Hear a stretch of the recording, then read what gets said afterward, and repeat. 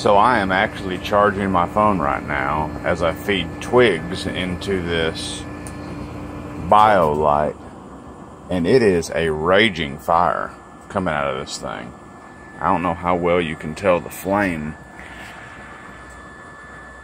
but I mean, that thing is raging, and that right there is literally all I'm feeding into it. I'm just feeding dry, dead twigs that I picked up in literally about 20 seconds walking back into my tree line. It's got a little fan that blows. You can see the fan indicator is right there in the middle. I pre-charged it before, but and it's accidentally grabbed the metal part of it, burned myself a little bit, overreached. You can see it's got a fire indicator I guess that's the thermal heat that's being displayed. I've got it up on 3 of 4 for the fan speed. And then you can see the battery power where I'd pre-charged it before. You can hear the fan going. Hear it pick up just a little bit. So that's on 4. It does get very hot on that metal. I certainly didn't mean to touch that. That was just an overreach. But it is really roaring in there.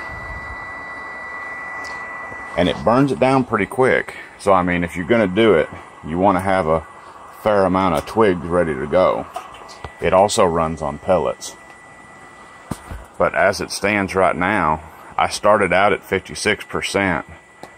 Just about maybe 5 minutes ago, and it's already up to 59, so 3% in just a couple minutes, running basically off of the battery.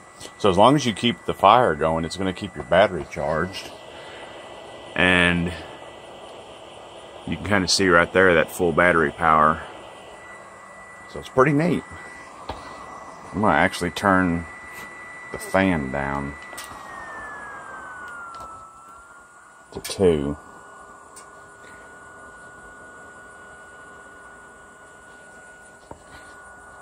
But nice hot coals. And really, these twigs, I mean, these were laying out.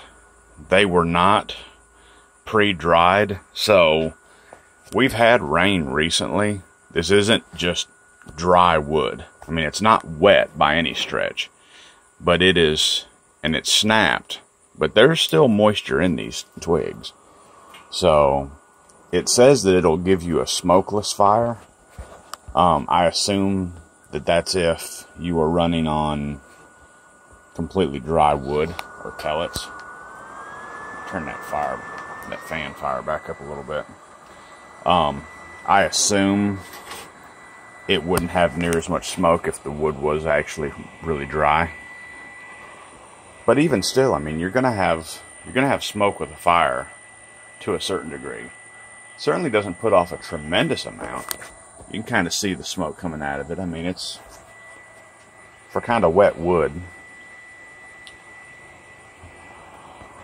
But that's it, right there. It's just basic twigs. You break them down. I don't know what about. I guess 3-4 inches tall, maybe a little bit longer than that. You can kind of gauge it before you start the fire as far as how tall the sticks need to be. But just keep feeding it. So the battery's not going up right now, but I'm also using the camera. So I assume once I stop that, the battery power will start going back up. So I'm going to go ahead and end it. I just thought this was neat, and I know some people were interested to see how it worked. So I was going to share this on the video. You can see that fire in there is roaring, and it's very hot. As we've sat here, the heat of the fire has actually stayed low. Look at that coming back up though, since I've added that fresh wood in there. So I imagine that's going to start bringing that heat gauge back up. But I mean, you can imagine putting a frying pan or something on that. That's going to boil your water pretty quick. I heard it boils water in about 4 minutes. Not as fast as that jet boil, but it's also using the propane mix for the jet boil, which you have to bring the fuel. This is completely self-contained. All you got to do is find a little bit of sticks and twigs, or if you want to bring the pellets with you, I got a bag of pellets for $5 that it was about the size of a bag of coffee. If you get your coffee beans whole, that's about the size, maybe a little bit bigger. You could throw that in there with it, and you'd be ready to go. So that would probably burn a little bit hotter, I would imagine.